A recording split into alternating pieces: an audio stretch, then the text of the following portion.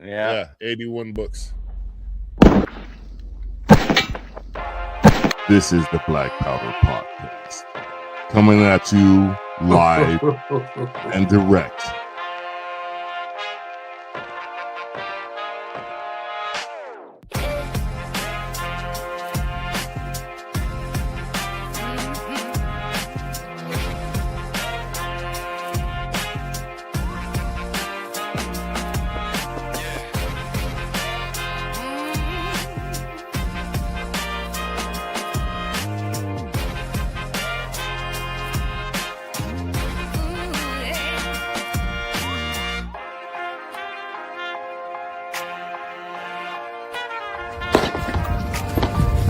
Your salty tears season my life.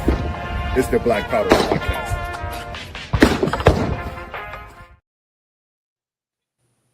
And we are live. This is the Black Powder Podcast. Can anybody else hear that? I got this. I can hear it, but Tub never can. So I never can. That's the beauty of Apple products. Seriously. What's the...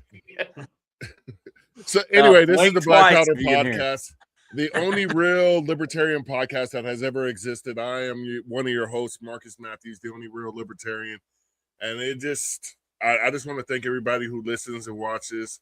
Thank you, Joe Hanush, our guest coordinator, our fourth member of the Black Powder Podcast. Tonight I am joined by my distinguished host. We start off with Florida man extraordinaire, Pastor Tub for 10. Tub for 10. Now listen, and it's like 3 weeks or something like that. I am the guest on this show. Yes. So listen, I get to change. Do I got to be here for that? Very much so. and so what that means, remember the first time I was a guest on here, and it was a lot of time for the guest to speak. And that, which is kind of the way it should be. And so the way I see it is in 3 weeks, Marcus, you got to shut up because it's my show that night. And more importantly, you have to shut up because we're going to talk about things that you don't know about. Yeah. One thing, Like what? Not living in a socialist state as one. Places that really don't have, places that don't falsely brag on how they're the fourth largest economy, which fourth largest economy in the world. No, actually, technically you're not. We can get into this if we have to later. Maybe on the week where it's my week, I'm going to get into that a little bit and be like, listen, you guys have a lot of financial obligations out there, which it makes it hard for you to rightfully say you are the fourth largest economy because you can't just single-handedly change your economy because you're not a country. So you can't compare yourself and say we're the fourth largest, larger than countries. They can make changes that can directly affect them. You cannot. Yes. Okay. So keep all of these things in mind. So I will indeed be the guest in 3 weeks. And the one last thing before we kick it over to Eric was during the opening there, usually I'm down where Eric is, right? In fact, switch us around, please. Put Eric up there where he belongs. Yeah. Do you feel better? And ordinarily during the intro, you can't see me because that band comes up right there. So I can sit back here and do anything I want. And I was getting ready to, and then all of a sudden I'm like, oh, dang it. Tub was about to pick his nose. He had a boogie. All kind of stuff. Picking the nose is the smallest of things. You can always turn your camera off, Tub. Here I'm in now. Once I'm in, I'm in. What are you drinking, Eric? This is Diet Coke and a local whiskey called Founding Fathers Distillery. Founding Fathers Distillery. Yeah, they're out of High Point. Yeah. Maybe me and old Stan can go hit them up sometime. I have water in a hydro flask cup, which is legit. Listen, if we were gonna do advertisements for cups, here's the one right there. Hydro flask. I have water. Hydro flask. Water for the whole family. Water. Yeah. This is water too. Water. THC water. No, it's just regular old fashioned. Are you doing Lent, Marcus? Is that what's going on here? Lent? No. Whatever. Is that it? Lent. Right. Lent. Yeah. I'm of Southern Baptist heritage. Yeah, we don't. Well, Southern California Baptist. There it is. Exactly. Altogether different. No. Just in case you guys didn't know, the third member of our crew here is Eric Parker, Bold Liberty. We're 5 minutes in. Hey, Eric. Hey, nice to meet you. All right, let's get this thing Yes, going. I see them. So today we have a very interesting episode. As many of you know, this podcast originally started off as a 2A podcast, and we talk about 2A stuff that was going on in America. And today we're going back to the origin story. So recently in Florida, back in September, the semi-socialist state of Florida, we're not going to call them full socialist. No, we're nowhere near like California. You still have taxes and people telling you how to Let's raise pretend your like kids. you're not the one talking about taxes. Literally, California guy trying to right now. is not pointing at another state talking about taxes. Right now, Florida governor is stealing Tubbs' idea about getting rid of private taxes. I don't think he's going all the way in, but it's dangerous. Listen, well, you know what? We'll cover that on my show. Your show. Okay. Right. Well, back in September, Floridians took back their right. I almost said won their right, but there was nothing to win. You took your right from the government to open carry firearms. And there was one man who took it upon himself and literally sacrificed his liberty to do that. His name is Stan McDaniels, and we're going to bring him in. Stan, how you doing this fine evening? Oh, man, I'm blessed. I'm blessed here in North Carolina, escaping the state of Florida for a little while here. The tyranny's been quite a bit the last few years since 2022 because, as you said, it was just September that the District Court of Appeals finally ruled on this case. But this happened back on July 4th, 2022. So it took over 3 years to get this decision. And the tyranny since, the persecution since has been absolutely terrible via the Florida red flag laws. So, naturally, I have a problem with some of the administration today in D.C. Right. So, go ahead, Marcus. How did you get to this point back in 2022 where you wanted to challenge this law? What was the catalyst behind that? Well, I guess I really started paying attention locally to the local politics in my hometown there, Pensacola, in 2018, and just started paying attention. And I decided earlier in 2022 I wanted to run for a county commission, and so I did. And I knew I had to come up with a different way to get some publicity, and I knew that being arrested would be give me some publicity. I mean, the Jill Stein approach. Well, I mean the Trump approach too. I mean, he's used. Well, yeah, it didn't hurt him either. he's used the courts to get publicity quite a bit, and it really did work out for him as well. And so I picked July 4th. It was just 2 weeks after we had the Brune decision in 2022. Could you explain that decision real quick, just for those not paying attention, like me? Sure. Yeah. New York State Rifle versus Brune. Brune was actually the bad guy, so I don't really like calling it Brune. I'm trying to stop calling it Brune because Brune was the bad guy. He was the officer that was pressing their unconstitutional concealed carry scheme. It was a racket, is what it was. And it had been in place for 111 years. A law, an unconstitutional law in New York, in place for 111 years, struck down by the Supreme Court. And so I knew that that reframed the whole picture of the law, because in 2017 there was another challenger to the open carry, and he lost. That was Dale Norman. He lost in 2017 in Florida, and I knew the timing was right. And so I staged a protest. I invited all the county commissioners. I only had one response back from one of the commissioners whose brother would be one of the future judges I would see to first take away my guns in 2023.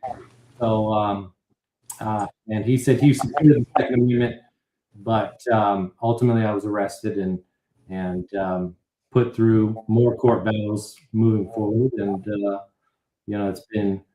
it's been a tough road to hoe the last 4 years, but I've been hoeing it, and I'm keeping on climbing. Even through this. So tell us what exactly you did on that July 4th event. So I picked a corner at the courthouse. It was it wasn't a very busy road. It was Main Street and Balin, but it was in front of the courthouse, and I just stood on the corner there with my pocket Constitution in one hand, waving at people with my other hand, and I usually appendix carry. I have my concealed weapons permit, and all I did was tuck in my shirt so that you could see the handle of my weapon, and I waved. I started at 9 a.m. that morning.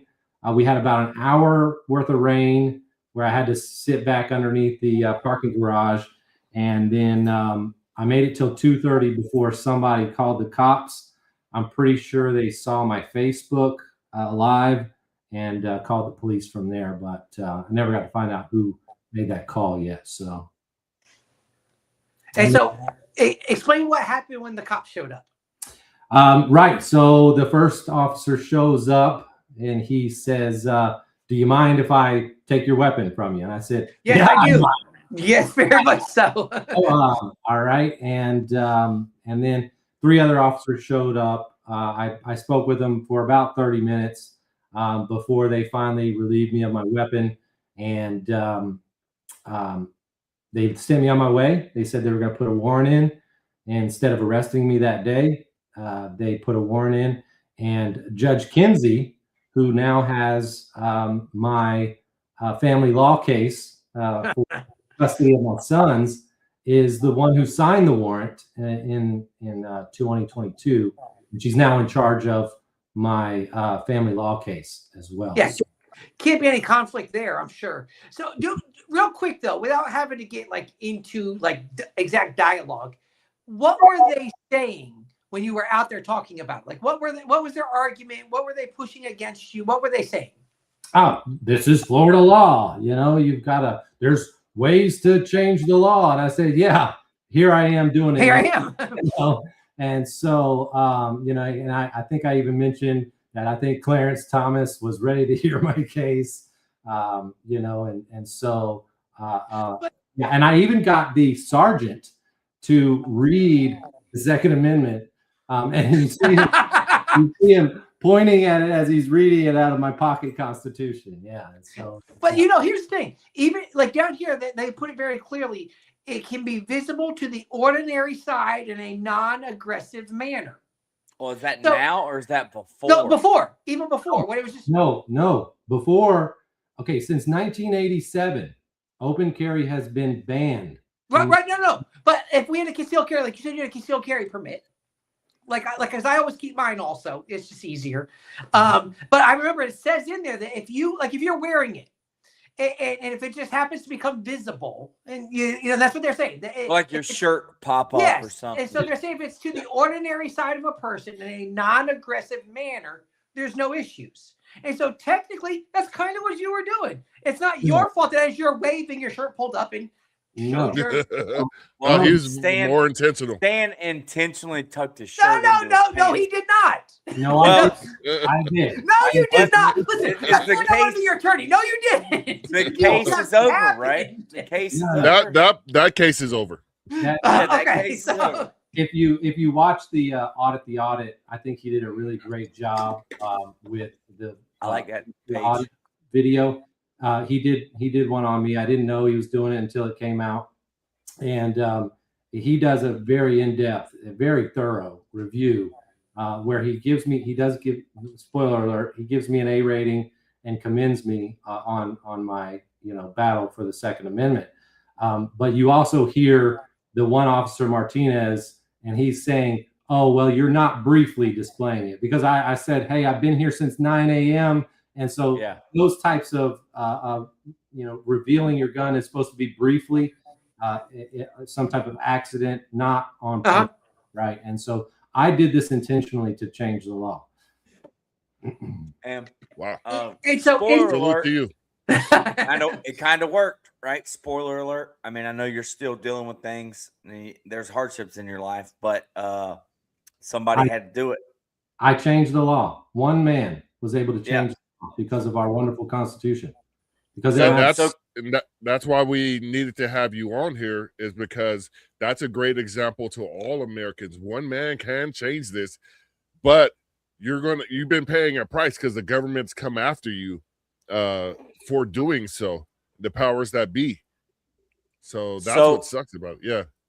And like before I guess it's just a continuation of the conversation. Anything else about that day that sticks out to you that we need to know before we move on? Because I think we'd all like to get into like the legal battle and how things progressed forward through the judicial branch of our government, if you will.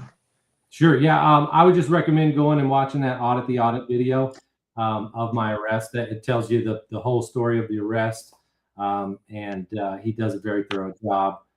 He even gives the police an A rating too. So yeah, it's definitely worth the watch. And yeah, we can get on into the court battle that ensued since, for sure. What was the warrant based on? What did they say was the reason for the warrant? That I was openly carrying a firearm. I mean, that's just as simple as it gets down to. I was intentionally open carrying a firearm to challenge the Second Amendment, the open carry bill in Florida. So I have a question real quick, Tubb. Sorry. No, go ahead. Did you hire an attorney before you decided to do this, or at least have an attorney's phone number that you were going to call? Nope. I did. Well, thank goodness they didn't take you to jail that day. It gave you time to find one day, I guess. And hopefully you found a good Second Amendment attorney. Well, I've got to, give a shout out to my buddy Larry Downs Jr.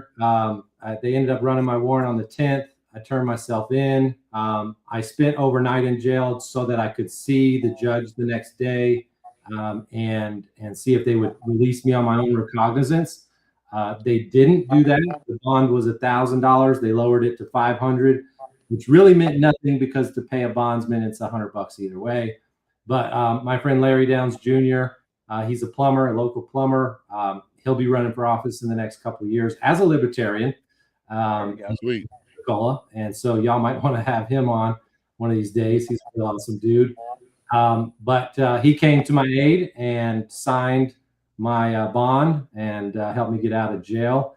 And then I had two lawyers step up pro bono to handle the case. A local guy, Chris Crawford, big thanks to him. And then Eric Friday out of Jacksonville. We know Eric Friday. Yep. He's just an awesome dude. He called me on Saturday, and he had a whole crowd of people at a gun event in Ocala. He's legit. Telling me thank you, and that was awesome. Eric's I think I still have my picture on my phone that night we were with him. Yeah. Eric because Friday, he was actually friends of another attorney friend of ours. And so we got there. I remember I sent him the thing. I says, "Hey," I see you sent the picture. He goes, "Hey, that's an Eric Friday right there. You see that it is?" Like, sure enough. So I was a little thrown off there for a second because when Eric said, "Hey, you give a shout out first to a plumber," and I'm like, "Wait a minute." You got two attorneys, but that plumber came through, dude. It was the plumber. Right now, Shia LaBeouf's probably giving a shout out to that random lady at Mardi Gras. You know what I mean? That bailed him out. So yeah, listen, I mean, getting out was the first step, man. Yeah. Getting out was the first step. And listen, Larry's been good to me throughout this whole process, even my subsequent arrests. He's helped me out while I've been in jail. And I really appreciate Larry Downs Jr. He's a great guy, and he's going to be running as a libertarian for a county commission seat, I believe, in 2028. So where's he at? In Escambia, in Pensacola. Escambia. Okay. All right. So I hope Joe Hanush is hearing that. Let's get him on before he's an actual candidate. Let's kind of give him some insight, see how he's going to attack him down there. Yeah. All right, as the plumber, as the freedom plumber. Yeah, he is the freedom plumber, man, and I'll tell you, he doesn't hold back. He's a real funny guy. He likes to he makes it funny, and I just love him. He's awesome, dude. All right. So why did that process take 3.5 years? And kind of what That's what I said wanted before to know, the show, yeah. we're like, that's a Donald Trump thing. Remember, I said, wait a minute. I said, isn't that specifically what Donald Trump was talking about with situations similar to yours about when he says take the guns and due process later? Was very similar to what you had going on. So what happened in the 3.5 years? So that was July 4th, July 10th. I had the warrant. I think we finished trial in early 2023. I'd have to go back and look at the dates again. And the idea was that I would get convicted. Of course, they filed a motion to dismiss based on the Second Amendment and that this is unconstitutional. Of course, the judge denied that. We went to trial, and a jury of my peers found me guilty, and I was sentenced to 6 months probation. And I filed an appeal bond, and so I didn't have to serve the probation. I had to visit, I think, 4 months out of those 6. I had to visit for 4 months out of those 6, but I didn't pay a penny. Didn't pay a penny to them some bitches. All right. Yeah. I would have loved to have been in that jury because that is a perfect time for that pesky nullification thing. Right there is a perfect time to go, hey, But you got to convince how many other people, you know what I mean? Like, this was a misdemeanor, so I had less of a chance of convincing one because you only get 6 jurors in a misdemeanor case, not 12. So, I think the smaller numbers, it makes it even harder to. Before you went to that protest, did you know it was likely that this was how this was going to go? Did you have an idea? I'm going to be arrested. I'm going to be convicted. I'm going to appeal. Like, did you understand that before you went there? Or do you think free state of Florida, the cops are going to get me? They're going to agree with me. They're on my side. You know what I mean? Like, I get it. You're a smart guy. I think you had an idea of the way this was going to go. Yeah. Listen, I knew that the possibility of me being arrested was very high. Okay. I mean, I guess there was a small percent chance that I wouldn't be arrested. And the fact that I wasn't arrested that day on July 4th, they knew the optics. Getting arrested on Independence Day. Right? For a Second Amendment freedom. That's not good optics. All right. And plus I was running for office. I think that gave me a little extra clout there. As far as convincing these officers not to arrest me that day. So they ran the warrant. But the sergeant was even on the phone with his boss, which I'm pretty sure, I can't prove, but it would have had to been somebody pretty high up in the police force there. Maybe not the chief, but somebody high up in the police chain of custody there told him not to arrest me that day. Because he wasn't acting on his own, but he was making those calls because I had a good argument here, right? Yeah. And obviously valid now that we have hindsight. But after you lose in court, then you file your appeal, and that goes to the District Court of Appeal, and I'm in the 1st District. And from there, it's just slow cog, man. They're overloaded with cases at the District Court of Appeals. It is a lot of injustice happening in Florida. I know that our governor and everybody in Florida that's in politics likes to spout out this free state of Florida bullshit. But I'm telling you, it ain't that way. When you really get caught up in the cog of the wheel, Florida is not a free state.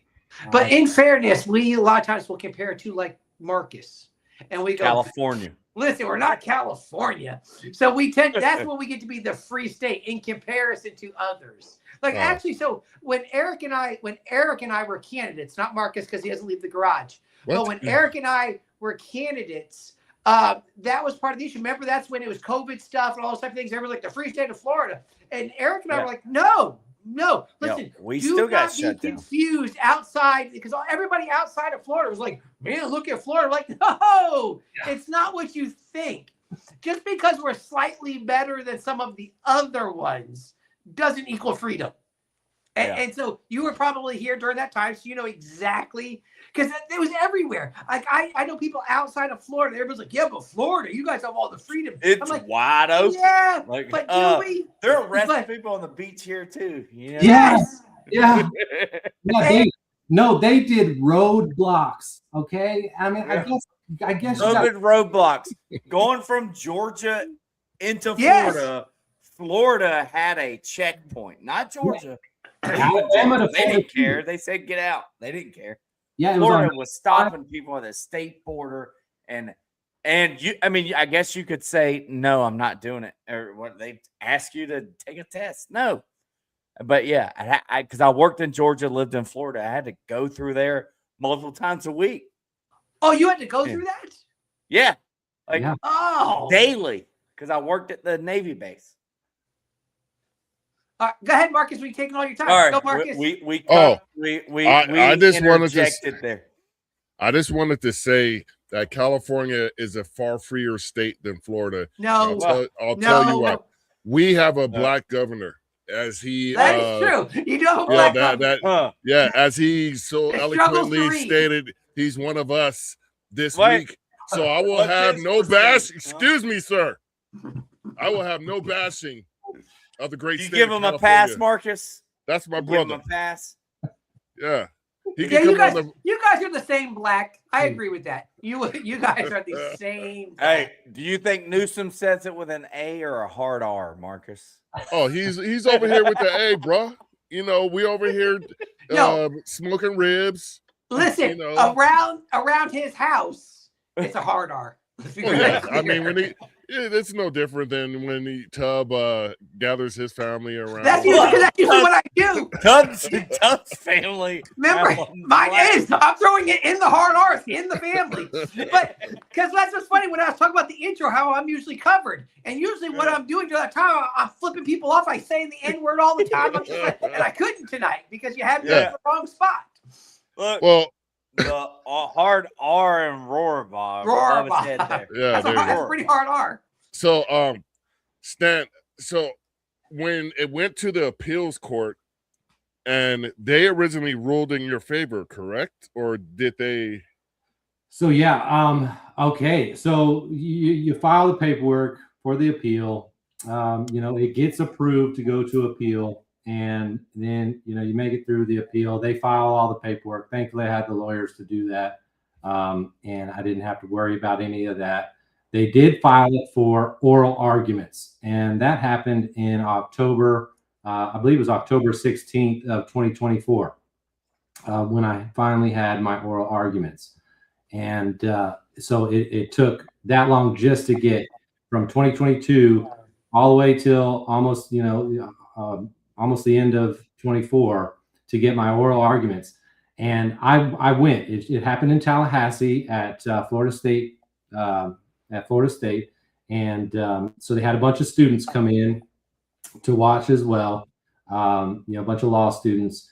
And so I'm sitting down waiting. All the law students show up, fill up the courtroom. And then the judges walked in. And I thought I was in trouble because as these judges walk out, it is a three-panel. It's a three-panel of judges, and it was 3 women. And I was like, "Oh, well, you had a good run." I mean, I really thought I was screwed, man. And but the lawyers come out and they start making these arguments. And at one point, one of the judges asks the state, and she says, "Do you at least concede?" All right, and he did, and I knew right then when the state conceded and then tried to double back, that they didn't send their best and brightest, and that I had won. I got lucky that day. I knew that day that I had won, but then it still took. Another year, almost a year to have the decision made. And it was on September 10th. Unfortunately, the same day Charlie Kirk was shot. God rest his soul. Wow. Oh, wow. So yeah, I heard about Charlie Kirk before, and I was in jail. I was in jail at the time of the decision for a violation of injunction, and this has all been happening through and because of this open carry case. Those closest to me thought I was crazy, and I'm not. I'm just standing up and doing my duty for the Constitution. I was peaceful in my protest and was able to communicate very well with the police. Yeah, and I changed the law. I did everything I set out to do. I got the publicity I was looking for my campaign. I got 22% of the primary vote against an incumbent with $0 advertising, which is pretty significant for a first time person running. It's not a win, but I still chalk it up as a win because I think it's pretty well. I mean, See, but the law. Change the law. The thing is because you were willing to do something that they know people won't. Because here's what happens. A lot of people will be like, I believe my Second Amendment right. But once the cops show up and start threatening stuff is when they know that people tend to cave. Like, they may make that stance, or right about that point, they're not willing to go to jail for it. They're not willing to fight it for 3 years. And they know that. Like, they know that overall people are not going to go that far because people don't want to be inconvenienced enough. And so it's nice to know that you said, hey, I'm going to put it out there and I'm going to run this risk wherever it goes, which is good because I think it truly is people like you that are willing to make a stand, say, I'm in on this and I'm willing to take what comes at this, because if not, that's how we lose freedoms, is when they push on this and people start caving and then they just go to the next thing. And if we don't get more people across a number of topics, not just Second Amendment stuff, but if we don't get people who are willing to stand up and say, listen, you can't just push me around. I'm willing to be in for the fight if I have to. And I think that if we don't get a level of that as a nation, we're in a lot of trouble because they know that people are afraid to interrupt their lives for stuff. And they're afraid to lose. They're afraid to lose their well-being, their lives, their income, and all of that stuff. And that's one of the thresholds of slavery that is that you and Gavin were talking about? Well, just in general. You and the brothers, but Gavin. I had a question on this because I found one thing curious, that the state didn't they said they weren't going to appeal the ruling. I'm like, if you weren't going to appeal the ruling, why were you fighting it in the first place? Were they just like, oh, this guy thinks he can usurp the omnipotent government, so we're going to take this until the very end, and then we're going to concede we shouldn't have ever done this at all? Well, listen, I went and I saw my state representatives, the two in District 1 and 2.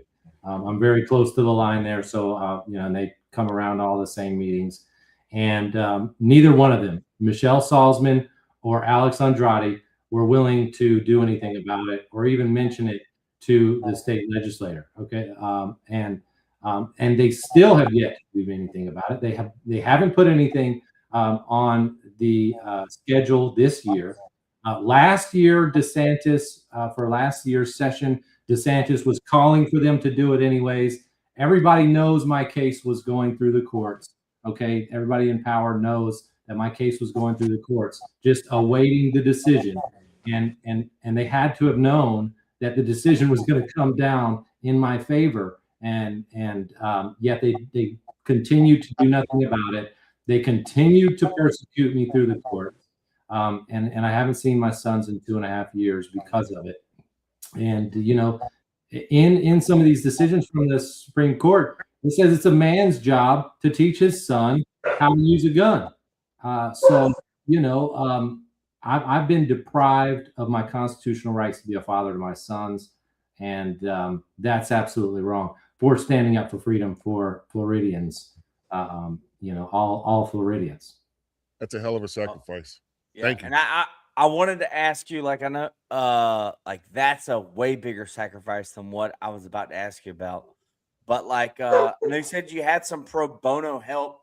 Were there some underlying legal fees or costs going to court, or losing, if you lost your job or able to be unemployed, and now it sounds like you're no longer in Florida, you've relocated to North Carolina. Like, could you put a dollar amount on how much you've been deprived of your livelihood over the past 3 years trying to fight for this? Like the lawyers may have been free, but life wasn't. Yeah, but and like going back to what Tub's saying is like a lot of us with families and children and a job that, which most of us probably hate their jobs like I do, but still, I'd love to. No, I'm just kidding. But I'm just saying, like there is a dollar amount on that, and could you, I don't know, ballpark it? How much it's cost you? Just wages, I guess. However you want to define that.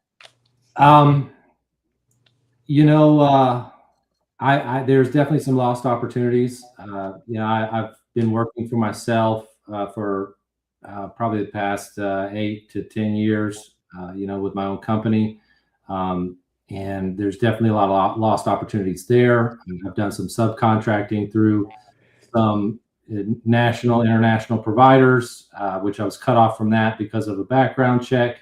I just did a job interview. I'm a little bit worried about what that background check is going to come back if I'm going to continue to be employed. So we're probably in the $500,000 to $750,000 range in the last years.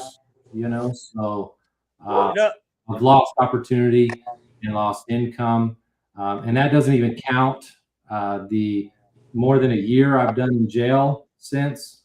I'm thankful I still have my truck when I got out on December 26th of 2025.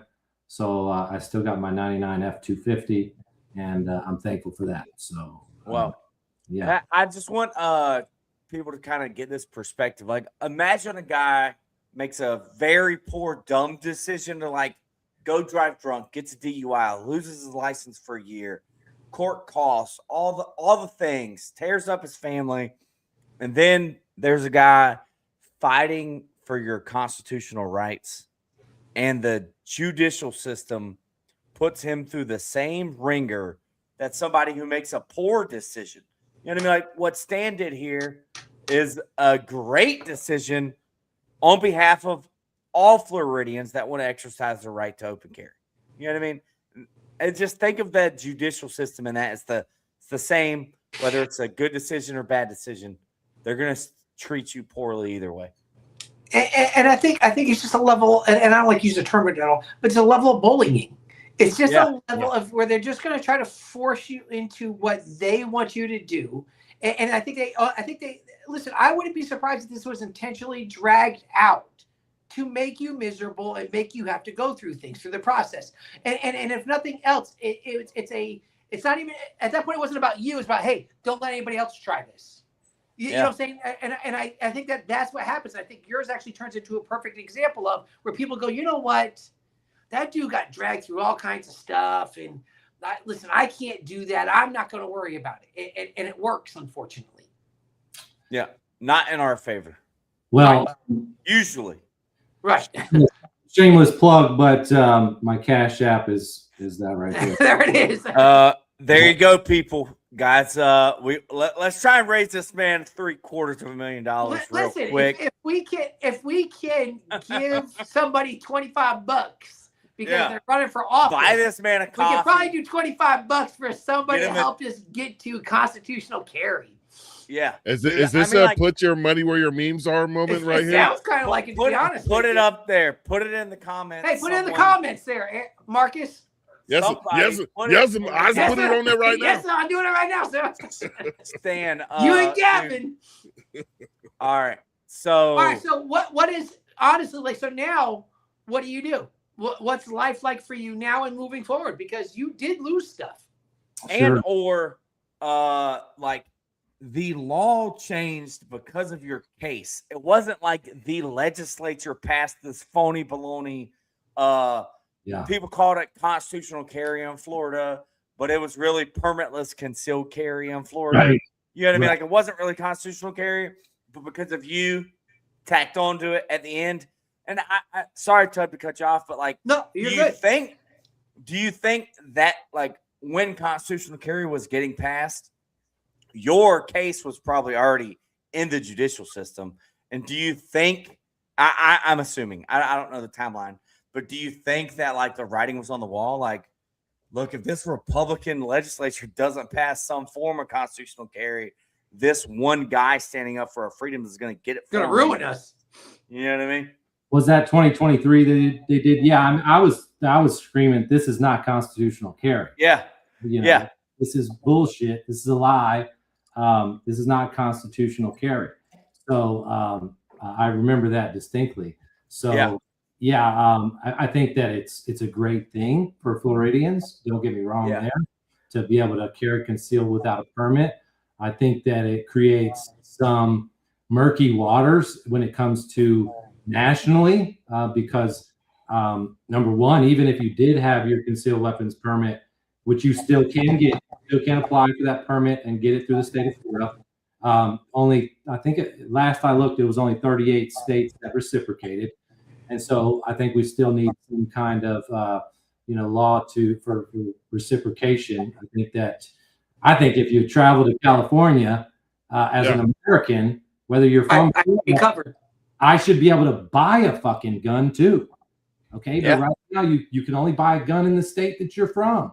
What kind of bullshit is that? So like I always keep my concealed carry because sometimes for reciprocity only. So when I go to another state, if you were in New York, you'd be fucked. We've actually talked about that many times. Yeah. Marcus talks about that.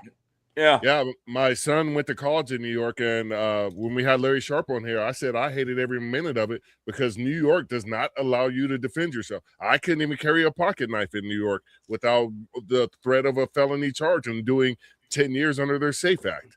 So it's just absolutely ridiculous that these states only allow certain types of self-defense. There's only one type of self-defense, and that's absolute. Yeah, and that's where I become a bit of a federalist, right? But I don't think the Fed has been doing their job in keeping these states in check with all these laws that they continue to pass. And that's supposed to be their job. Hey, you can't do this law. That's unconstitutional. That's supposed to be the Fed's job. And they haven't been doing that job. They've been letting these states run rampant, and they continue to. Like, I think is it Virginia that just did their or what state was that? And it's just Virginia's going after assault weapons right now. Yeah. West Virginia's trying to pass a law to be able to sell machine guns. So what's up, West Virginia? They're going the other way. Yep. Well, that's why they split for him in the Civil War, because they're like, man, you guys are on some bullshit. Country road, take me home, baby. but here's the thing, like what we're talking about right there is, so like I said, I keep my concealed carry. I keep it anyway. I should, and I've been saying this for a while, and I know I'm not the only one, but I'm like, if I have a concealed carry out of Florida, I should be able to go and carry anywhere across the country. Yes. So even if we don't want to say open carry and all those type of things, I'm fine with that. But my permit should be universal.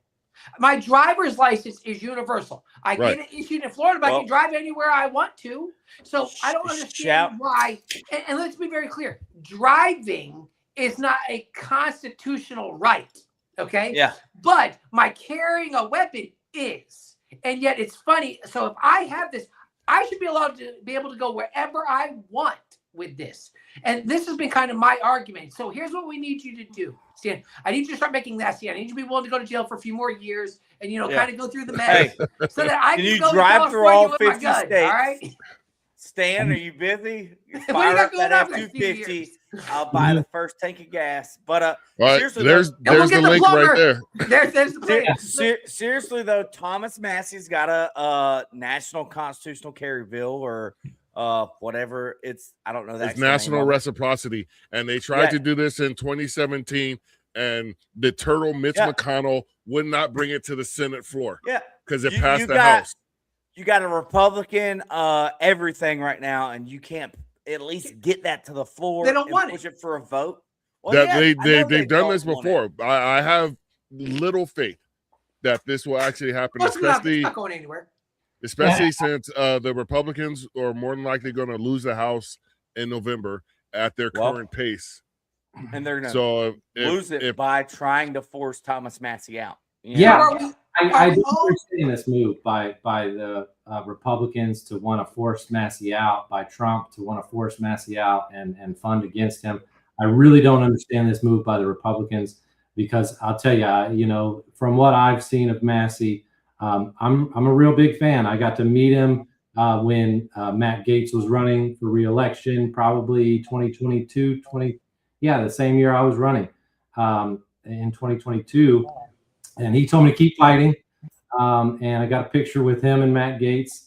And surprisingly enough, Matt Gaetz' father, as the senator in Florida, the Florida state senator, he put a bill forward in 2015 for open carry. And of course, it got denied back then. And Matt Gaetz, my favorite bill from Matt Gaetz was the National Stand Your Ground Law. And get this one, all right? Forcible felonies that, now this didn't pass, okay? This didn't pass, but he did present this bill. And forcible felonies that you can defend yourself with deadly force. And the first one listed, you want to guess what it was? Treason. Treason. I mean, that takes some balls by Matt to put that bill forward on the floor. All right, I just have a lot of respect for that one. Now I want to get to this comment real quick, Tub, because this is something that you've also worked on. Republicans, is from the Scientific Libertarian. Republicans still think smoking marijuana should void you of your Second Amendment rights. The dirty red coats are everywhere. Now, you actually were working on this as well in Florida, weren't you not? Yes, I was. So, all right, I want to preface this with, I think the bill that they were trying to put forth is complete bullshit. It is, corporate greed, but they're paying lots of money to get these people out there petitioning, and they're putting a lot of money behind these bills, and they're writing a bunch of protections in for themselves. I think that this shouldn't be a corporation's job. I think this should be the state of Florida legislators' job to do, to put forth this constitutional amendment to the Florida. But I think that marijuana being illegal or even scheduled is unconstitutional in itself. Our Declaration of Independence was written on hemp paper. Okay, marijuana has a long history right here in the United States of America. I mean, I don't know what you think they were smoking in that peace pipe, but I bet you it was weed. And, and I'm sure all our founding fathers, a lot of them already, they were growing hemp. Okay, so they knew about this plant. It has a history in our country, and it was a man with a pharmaceutical company, a media company, and a pulp paper company that started the, the whole marijuana is bad. Whatever they call Reefer Madness. Reefer Madness. That's it. Prohibition. Yeah. And so I think this is a failure of our legislature. I have a buddy who had his concealed weapons permit. He went and got his marijuana license, and now his concealed weapons permit is no more, and he can't even buy a gun because of his state marijuana license. And so he's got to have it gone for a year. He's got to be without his license for a year before he can even think about getting his gun rights back. And that process is still not even known yet about him getting his gun rights back. And he called before he got his marijuana license. He called. Nikki Fried was still in charge then. she said that they were not going to be pursuing this marijuana and guns thing. Okay, but since Nikki Fried's been replaced, they have pursued it. Yep. And now any Floridian that has gotten that medical marijuana card, please someone correct me if I'm wrong, they can't even buy a gun. You are correct. It's the same way in California. There's a quote from Nikki Fried when they asked her, are you going to prosecute people for Second Amendment violations if they're smoking marijuana?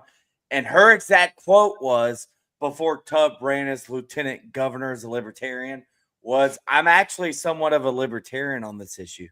She said that about herself. I don't know. You know what I mean? Like, we're not going after it. Yeah, my friend was on the phone with her office and had these responses from her that his gun rights were not going to be affected. And then the change of administration, And then the Republicans swooped in and gave them all that freedom. We got to protect people from themselves, right? Yeah. Side note: the Supreme Court is hearing they heard arguments on that. Can you smoke weed and own a firearm this week? So there is something going before the Supreme Court, but it's the same way in California. If you had a marijuana prescription and you owned a firearm, you were catching hella charges, and oftentimes they would refer you to the feds because it's a huge federal prohibition.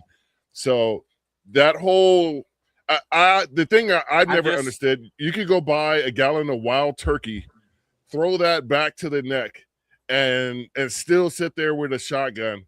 I think wild turkey is far more dangerous than some OG Kush. Tub, what do you think?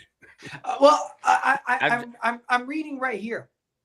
A well-regulated militia being necessary to the security of a free state, the right of the people to keep and bear arms shall not be infringed unless they have marijuana or a felony. and like this has thrown me off for quite some time because the arguments that you just made there, Marcus, in all reality, alcohol and a gun is far more dangerous than weed and a gun. Now, bear in mind, I don't smoke. I never have smoked. But the idea, listen, the people that I know that smoke a lot, the last thing they are trying to do is go commit a gun crime. Like they're too busy just sitting there watching the Three Stooges, like just losing their minds. Are you talking about me? Because I don't smoke. But here's the argument that I've been making with people, like, yeah, but what about felons? Like, oh, hang on. Do you understand that there's a number of felons who don't even have violent crimes? Like, they're not even violent crimes. And so you look at it, you go, you understand that there are white-collar felonies. Yeah. And these people... Peaceful felonies. Yes. And they can't have a gun. And I'm like, you've got to be kidding me, because all it really is about how do we snatch them? How do we get them away? Yeah. The Supreme Court ruled against nonviolent felons a couple years ago, within the last couple of years, which I thought was absolutely ludicrous. Because if you have a financial crime, that is in no way, you've done harm, but that is in no way indicative of you having a violent personality. Mm-hmm. Sorry, go ahead. Listen, like I know we're getting close to time. I know because we're trying to keep on clock. I know we're getting close to time, but are we at a point now where we're all in agreement that we're fine to let Stan go to prison for a few more years in order that we can, like, are we all together on this? Look, honestly, like, I feel like Stan's done enough. Can we sacrifice the next freedom fighter? Put some money on his books. If you're going to say that, put some money on his books. Start a poll on Twitter and asking, is it time for us to allow Stan I just want to know, go to prison a little longer? Before we move forward in the next 6 minutes of this podcast, which I can stay a little late. I don't know if anybody else can. But either way, Stan, is there anything about the story we've missed? Like, yeah. I want to preface this with, is the only way to change the law in America to get arrested? Like, is there not a way to sue the government without getting arrested? I think there might be some other ways to sue the government without getting arrested, but unfortunately, that can be very cost prohibitive because the state has unlimited budget, right? Yeah. And so you don't, and that is tough, you know. And even if you're taking it to the Fed and suing through the Fed, the state, and you're fighting the state and the Fed. And you're going up against two unlimited budgets, and so you know, I'm definitely not telling anybody to go out there and get arrested to try and change the law, but still a few states out there that don't have open carry, and maybe do it in those states. In some of those liberal states, the fight might be a lot harder because your courts may be steering more towards the ban, and you might have to take it all the way through the state Supreme Court and then to the federal. And, you know, that would be very cost prohibitive. Thankfully, I had a governor here in Florida that was for it. I have an attorney general here in Florida that was for it. And so it doesn't have to go any further than the District Court of Appeals. And that's what you got to look at, because 3 years just past the District Court of Appeals. And then again, you have to also look at the relationships closest to you, because those are the relationships that this has hurt the most with me. And you know, I've also got 6 more appeals in on what I believe to be unconstitutional Florida red flag laws. And so we'll see about that. The sheriff has 30 of my guns and refuses to release them to any of my relatives. So, but the Pensacola Police Department did release the 1 gun in this case to my mom, because it would be a felony for me to possess a firearm at this particular moment in time. Jeez. Would they feel better giving it to me? I mean, I am still in Florida, and if they feel comfortable about releasing them to me, I'll take them. Like, I'm not against it. I'm willing to help the cause by taking the guns that the government shouldn't have of yours. So if you find out that's the best way, let's see how we can make that happen. I'll take them for you. Yeah, we've already tried this. All right. Yeah, but do they know who Tub is? I'm just kidding. Like, hey, it's Tub. So they're going by their policy, and you know, they can't release them. But my guns were taken without a hearing. I said I will not give my guns up. They arrested me. I didn't have a gun on me at the moment because I was in the sheriff's department getting served with the injunction, and but I refused to give my guns up. They arrested me, and the next day I bailed out, and under threat, under you know, color of law, I gave up my guns to the sheriff's department, and as soon as I got out of jail, because now I'm under, you know, threat of future and more arrests, and I still was convicted of that crime. You know, that's one of the crimes I've been convicted of right there, just for refusing without a hearing. And you know, Section 922G, 18 USC 922G says you have to have a hearing. But even the hearings in Florida, how they run those hearings, are unconstitutional, and judges regularly rule and abuse their discretion. I'll give you one case that's an example. It's Hobbs v. Hobbs, and it was a case that was appealed. These injunctions are permanent, which means until further order of the court. And so in Hobbs v. Hobbs, you have a divorce that was going bad. You know, the husband agrees to the restraining order, and so it's in place. They finish the divorce. Husband thinks it's all said and done. Lo and behold, 20 years later, he goes to apply for his concealed weapons permit, and he's denied because he has an active restraining order in Florida. And then, so he files to have it dissolved. He goes before the local court, and that was Judge John Miller, Chief Judge John Miller, which ruled against me in one of my cases as well. And he says, the woman comes to the court, and she says, I'm still afraid. You know, there's been some trying to contact me through third parties. It's probably a lie when you read through some of the decision there. And the judge denies him to get this restraining order dissolved. Says, but if you want to bring it back before me in the future, we'll hear it again. So he appeals, and the District Court of Appeals rules that he abused his discretion in not dissolving this 20-year-old injunction, where he violated it, committed a felony by going and taking his class and shooting a gun while he was taking his concealed weapons class. But thankfully he wasn't charged with that. So what's funny is I went through that very same situation, what you're saying right there. So my ex-wife, she got mad. Okay, I never had no history of violence. I never did. So she went to get a restraining order against me. Now at the time, didn't have a concealed carry, didn't have any of this stuff. So she went and did that. So here's what happened. It's very similar to what you said. So we went to court, and I remember that this is what happened. The judge was like, there's no reason here. There's no reason here for an injunction. There's no reason for a restraining order. It's not necessary. And this is what I said. I said, hang on. I says, if there's an injunction, does that mean she can't bother me either?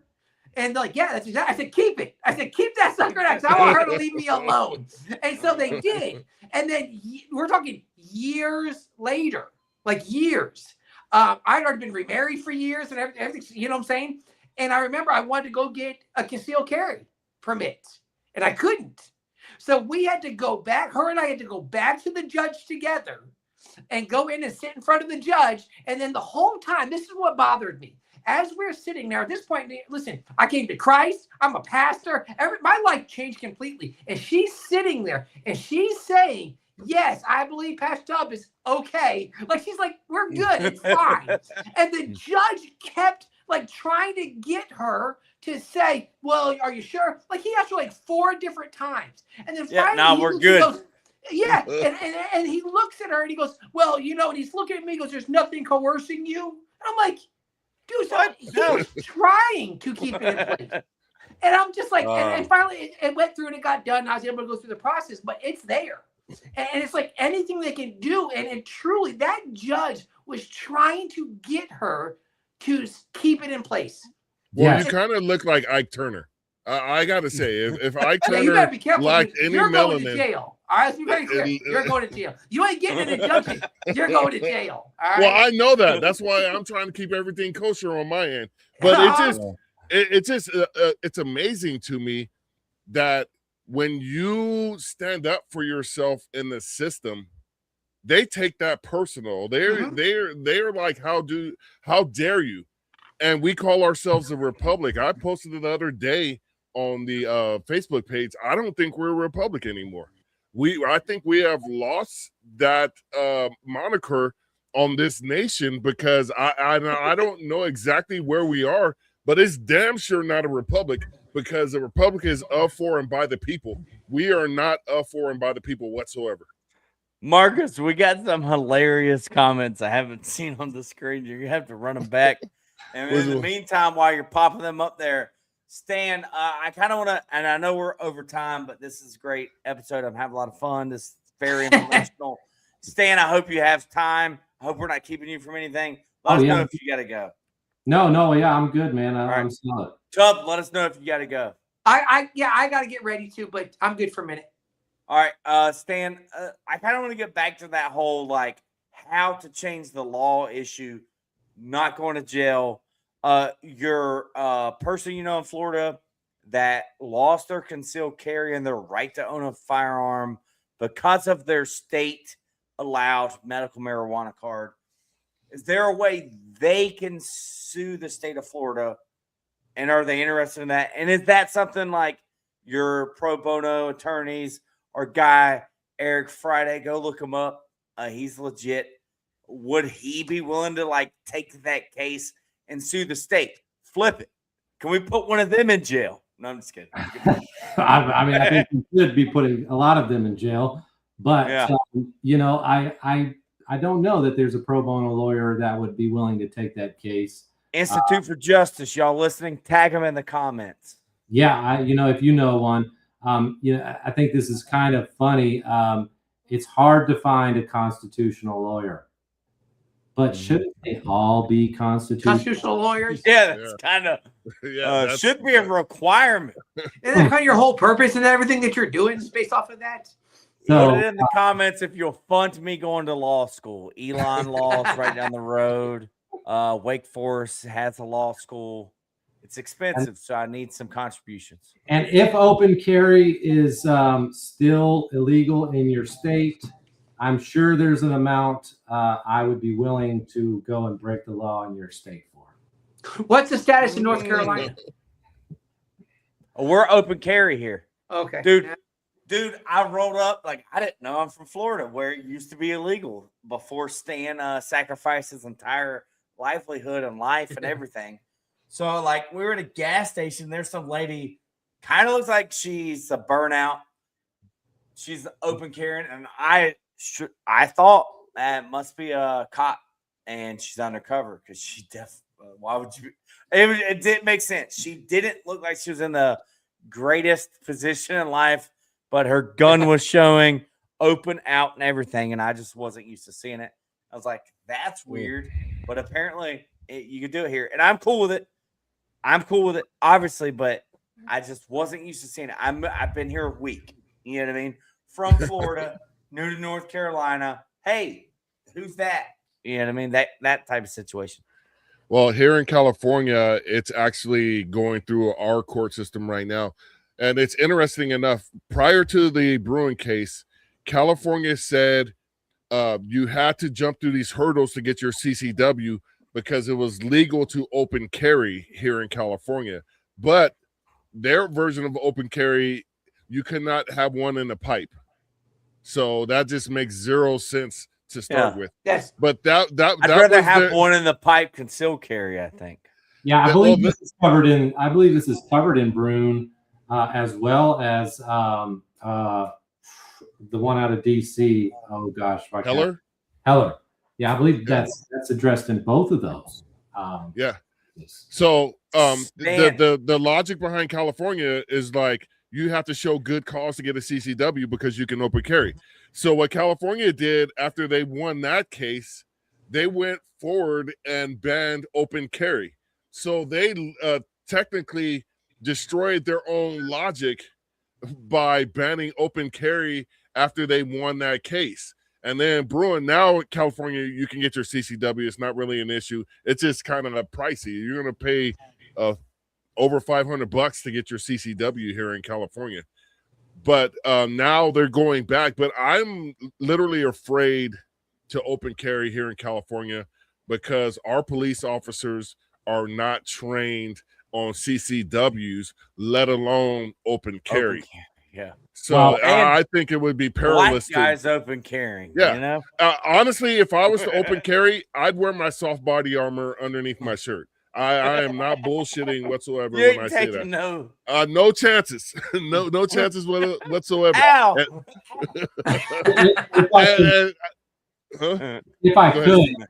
If I could call you a pussy real quick with some case law.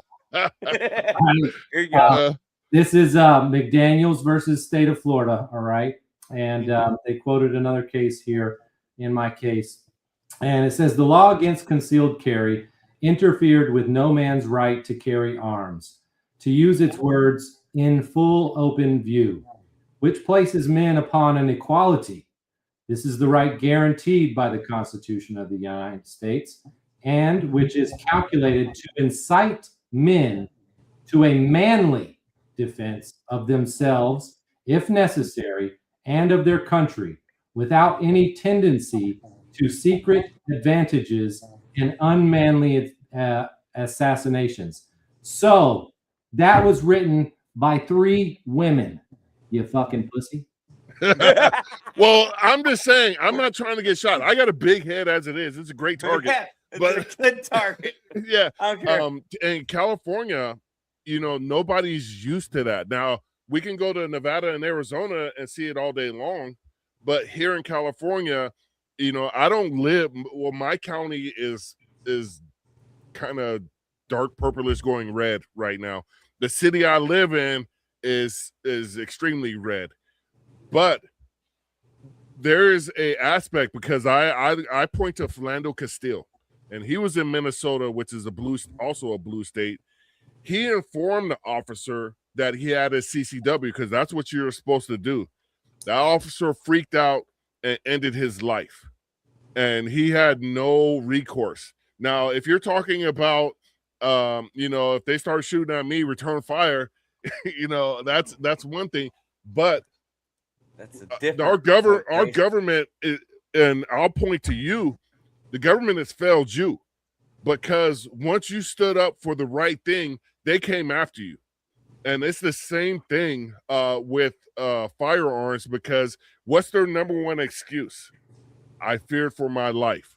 They use that under any circumstance because they know that gives them blanket immunity. Qualified immunity is also a whole semi-truck full of horse plop because it relieves them of any responsibility. And, if you don't know, cops should know the Constitution better than anybody other than the lawyer.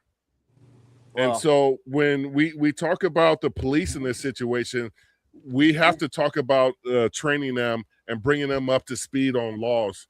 And your case is a prime example. I think what's even better is just citizens knowing the Constitution better. Like our guy Stan McDaniels here.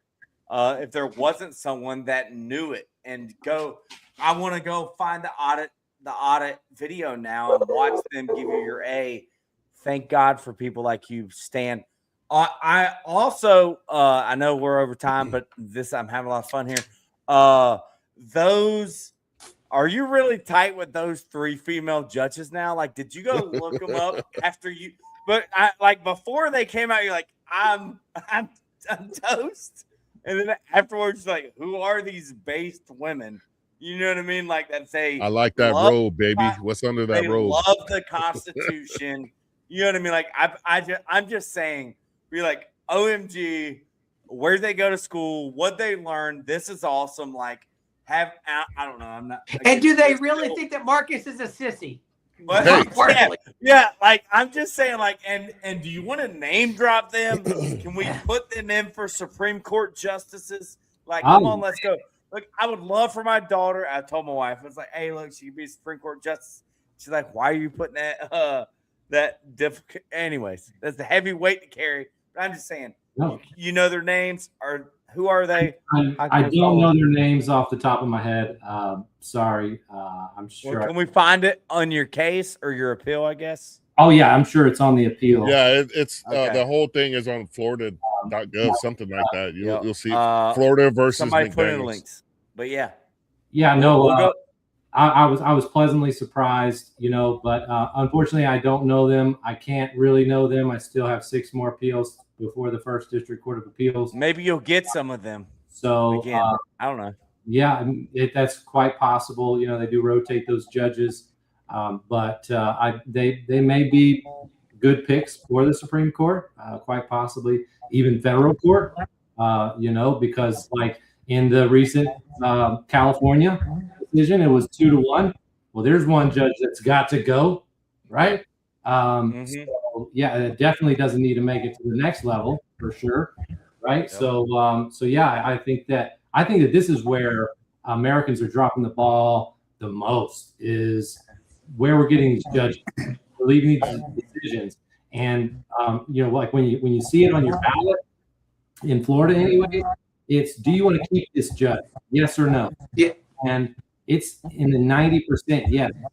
Okay, it's 95+% yes on every judge, just about, to stay in office. And so people are just blindly putting them back in office. Of course, in the past, I have done a pretty bad job at this myself, and I'm just always voting no on all of them. That's what I do. That's what I do. Everybody's no. If I don't know them, it's no.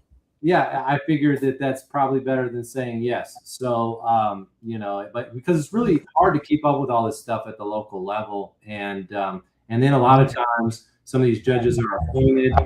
The jury's still out on one that I recently had take over one of my cases here in Escambia County, and he was disappointed. The jury's still kind of out on that one. I have a transcript from him on a little tirade. I need to go back and read it, but he didn't agree with me. But I guess that's sometimes a judge's job to do. So we'll see how it feels. But yeah, it's really who shapes your community. Judges. Yeah. Really. Yeah, like that Liberty lady said, it's local over national every time. And I don't think enough people pay attention to it, because a lot of these people are just talking heads for their party. You need to truly look into who you're voting for. Now, as we start to wrap this up, I'm going to pass it off to Tub for his final question, comments, and all that good stuff. Dude, I got none of it. I got. You got nothing? So it just real quick. What is your future? Do you see you pursuing stuff like this further? Or you're like, dude, I just want to get back to normal again. Right.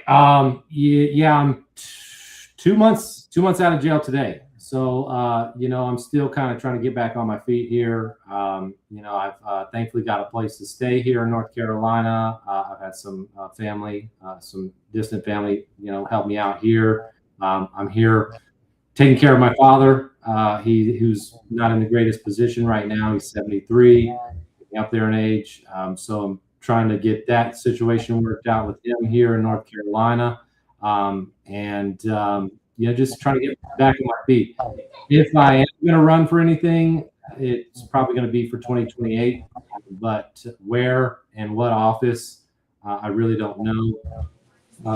But I do want to stay involved. But I just need a break from it all right now. Yeah.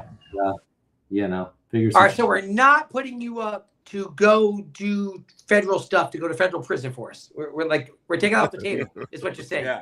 Okay. You're not down. Let's raise enough money and. I'm gonna put put your handle back up in the commissary. There it is. And put the money on his books. Put them on them.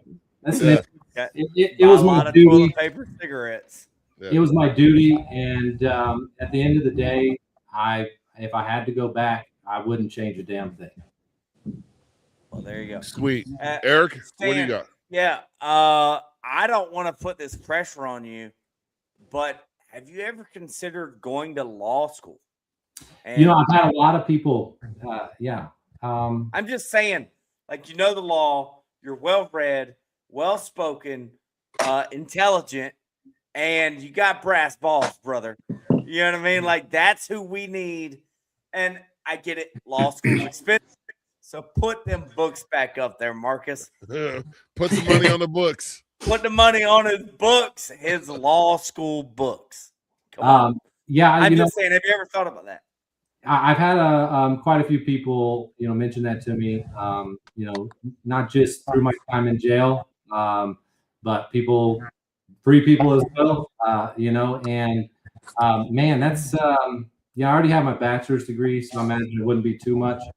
And Florida actually made a change that the Florida bar is not the only one that can issue the credentials.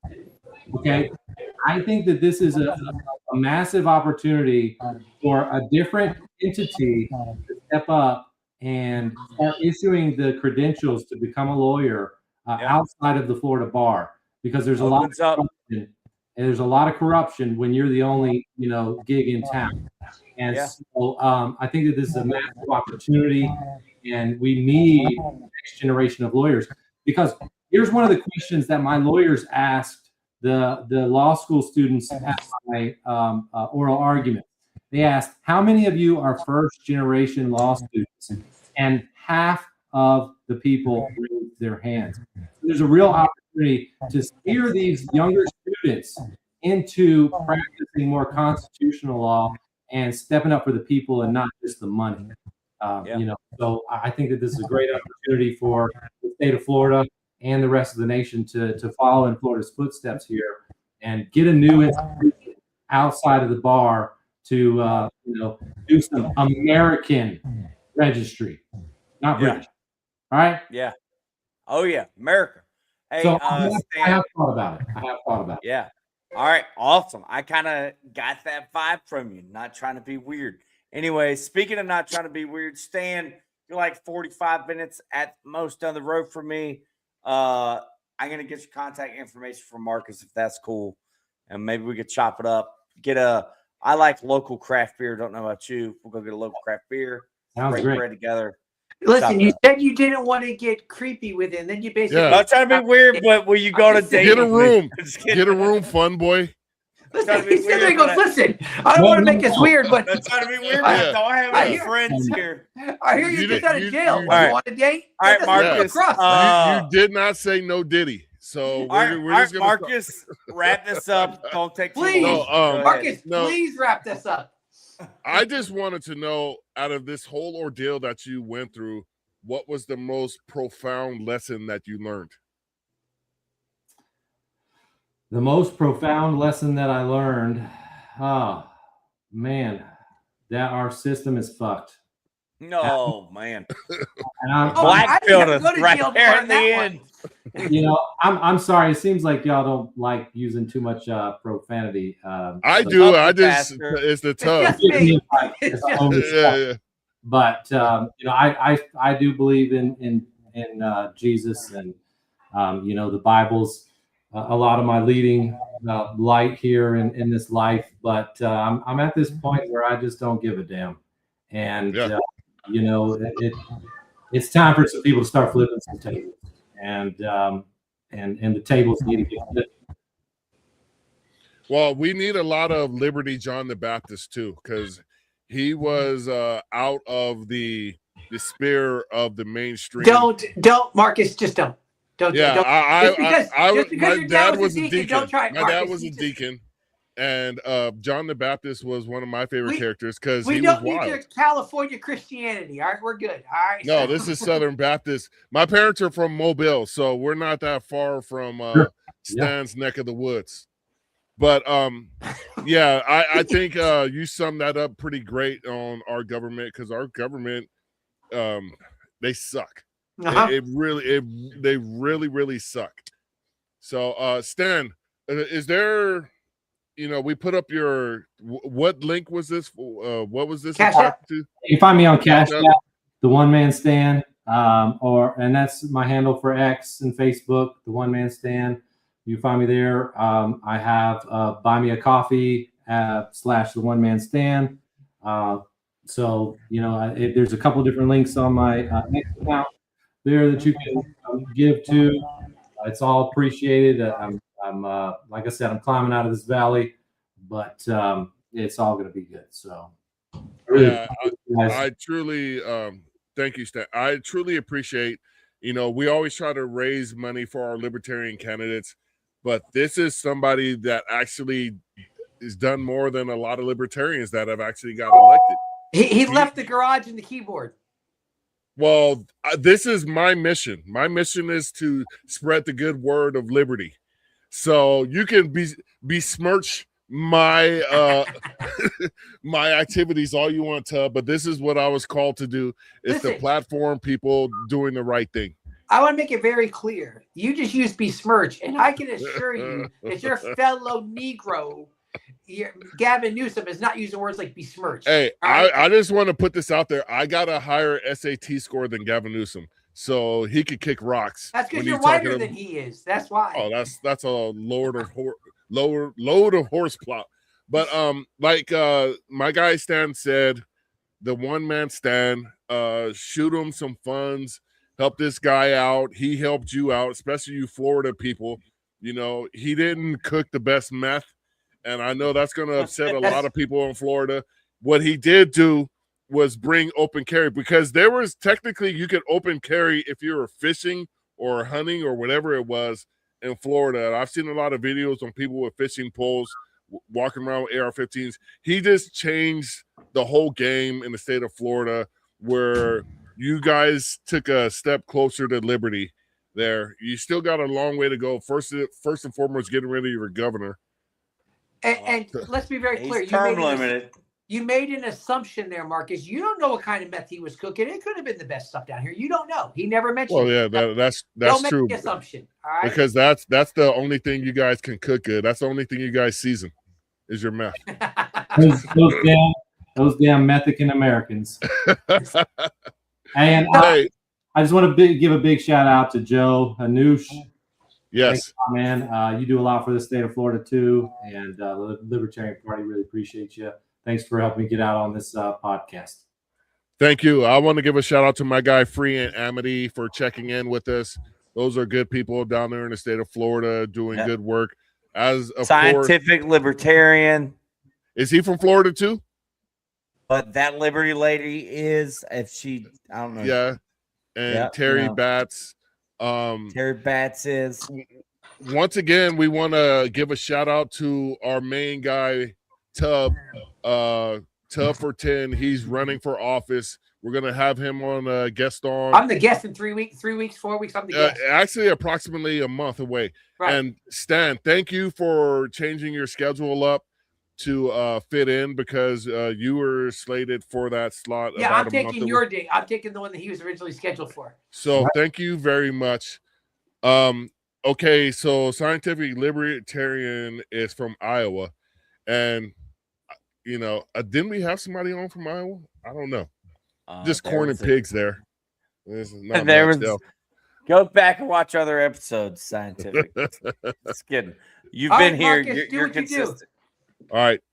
So with that being said, Stan, do you have any closing statement that you want to tell the people to sell yourself or anything else that you wanted to mention before we wrap this up? Freedom's worth fighting for. There you go. Great statement. Great statement. With that being said, yeah, my guy shows up. Look, all right. Say hi there. There it is. There you go. Spider-Man's in the house. That's That's what I'm talking about. Or is Say that bye. Deadpool? Oh, it's Spider-Man. All right, cool. Oh, you're not saying okay. Say bye to all of them. Okay. So with that All being right. said, this has been the Black Powder Podcast, the only real libertarian podcast. And like we always say when we end this, Watch this. Ready? Hang on. live free. Free. Say or die. Or die. Die. There it is. There you go. That's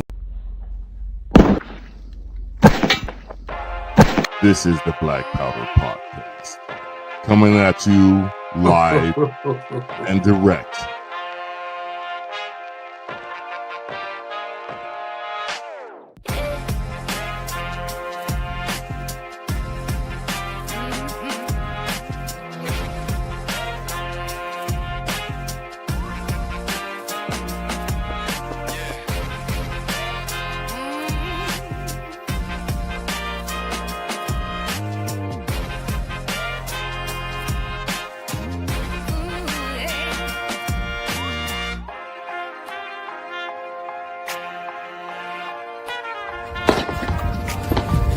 Your salty tears season my life. It's the Black Powder Podcast.